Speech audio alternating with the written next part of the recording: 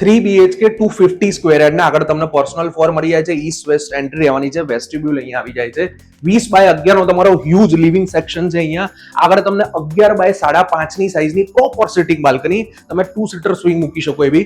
Dining section તમારું કંઈક આવી રીતે ડિઝાઇન કરી શકો છો અને બહુ જ સુંદર ડિઝાઇન કરી શકો છો. તમારું એલ શેપમાં કિચન સેક્શન છે. 10x8.5 ની સાઈઝ છે. હિન્દવેર કંપનીની બધા ફિટિંગ્સ આપેલા છે ડેવલપરે. આ બાજુ વોશયાર્ડ સ્પેસ છે, સ્ટોર, તમારું બેઝિન સેક્શન અહીંયા આવી જાય છે. ફર્સ્ટ બેડરૂમ તમારા ચિલ્ડ્રન્સનો અહીંયા આવી જવાનો છે.